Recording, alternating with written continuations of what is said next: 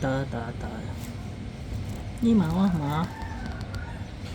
chặt quậy ngon vậy chắc tiệt lắm chắc bây giờ mơ ông đang ở việc không lại nè mơ bây giờ mơ đi ngơ bắt ngơ mày lại mày đi ngơ mày lâu đi ngơ mày nè lâu đi ngơ mày là rồi chứ ăn mất rất bọn ta tập bộ không bao giờ nè tôi ngồi vào này tôi làm tạm nào của anh thao đi chơi chắc rồi tôi ngồi làm tạm nào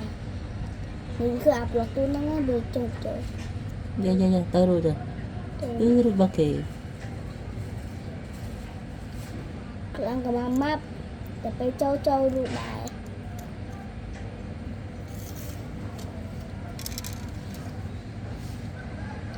ทำสมาเอาจังxong semua ribet Sao thì cái đó rồi thì bây giờ được anh hồi có đấy anh hồi tới cái cái bao mùa luôn anh đang đuông giờ biết mà bên bà đây bà trường bà biết nó không mở vừa anh chưa tụi mình lang tam nào rồi là tam lờ rồi tụi mình lang tụi mình không bị lo ấy đừng bị la này ê mau tụi mình lại ngay tâm luôn thường đang được rồi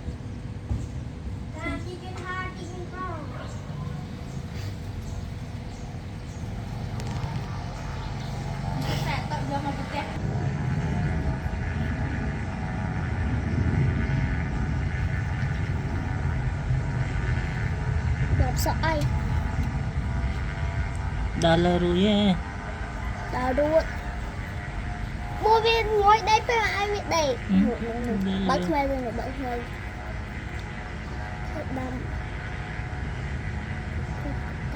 con mình ra một bồ con là anh đi cua má bố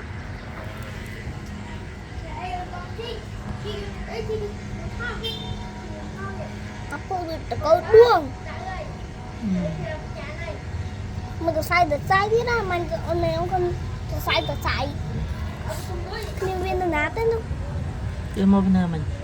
Nó con yêu Việt, mà ông con này. Mà ông còn quay lại người ta ông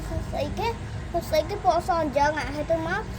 Ông con Việt thôi chẳng ạ. Hay tôi ông đừng mơ tới. Cỡ. Việt Nam thông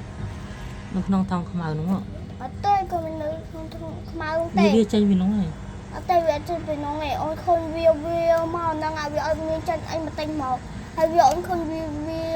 view mắt ông nghĩa tất ông không xây chứ ông đâu không xây cái phong luôn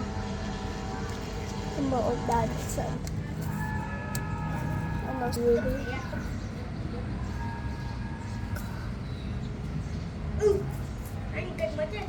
nè bạn thuê anh chứ không mà đây với không phải tập hợp đồng view mua quên nghỉ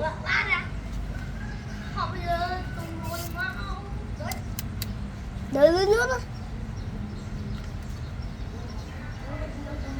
bạn thôi ấy cút viên nè thôi một viên mà thôi cút một khăn nữa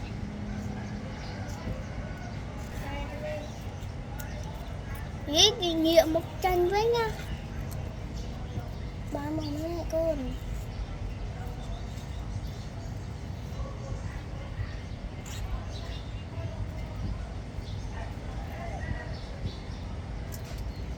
Lợi thoát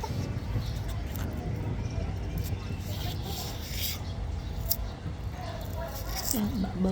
tới đây đi lang giang rồi chứ nó chụp lại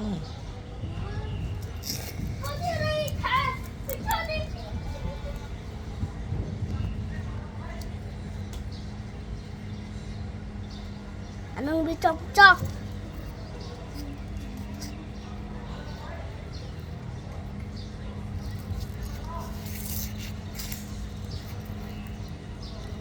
thật ta cao lại tôi sắp ý vui đóng là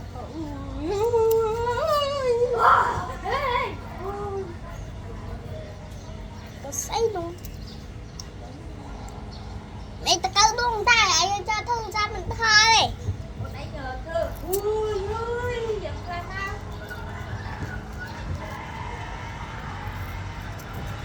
rất ôn khôn như video mau hay tao ôn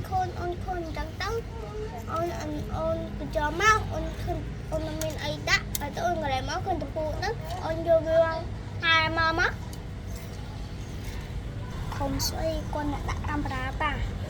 mới đã camera rồi đâu. Một đứa đây